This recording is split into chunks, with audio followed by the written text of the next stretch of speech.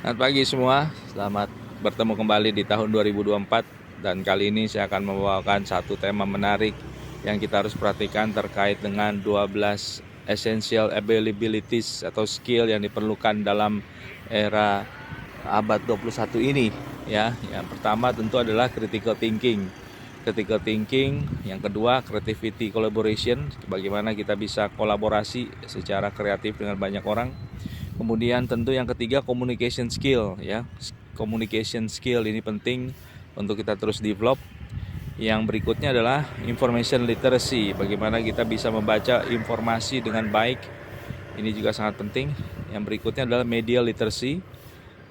Media literacy seringkali kita terjebak dengan berbagai media. Sebenarnya kita terlibat melihat berbagai media di sekitar kita, di handphone kita terutama. Tapi bagaimana kita bisa memilah media yang sesuai. Teknologi literasi ini sangat penting ya, karena berbagai teknologi juga digunakan dalam keseharian kita. Yang berikutnya adalah flexibility atau fleksibilitas.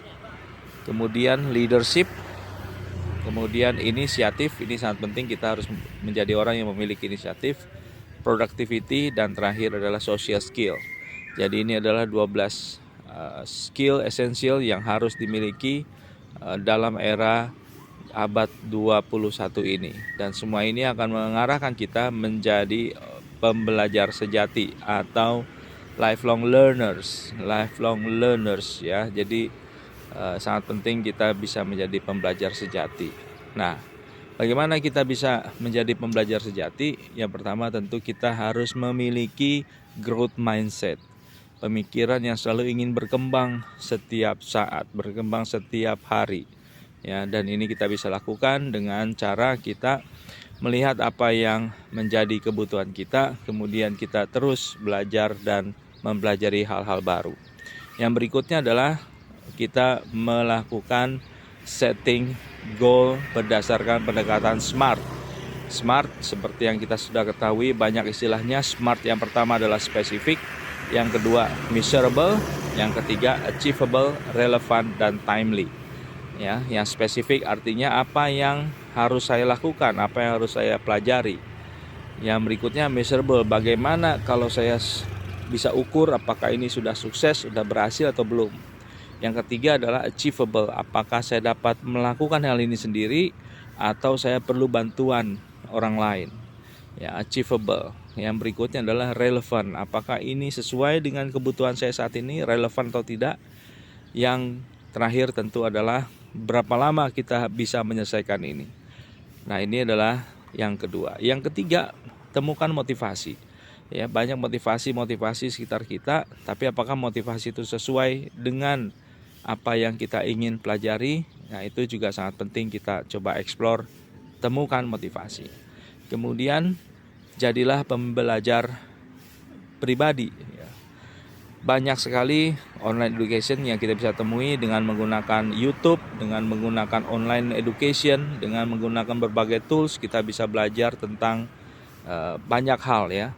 Kemudian kita lihat apakah itu sesuai dengan kebutuhan kita. Kemudian yang berikutnya adalah foster critical thinking, bagaimana kita bisa membuat pemikiran-pemikiran yang kritis terkait dengan apa yang kita pelajari. Ini sangat penting. Yang keenam tentu adalah kita menggunakan teknologi. Nah, berbagai teknologi juga telah digunakan, mulai dari hal yang umum yang Anda bisa akses secara gratis melalui YouTube. Banyak sekali media konten di sana disampaikan. Demikian juga dengan banyak tools-tools lain yang secara independen ya, mereka juga bisa mengajarkan.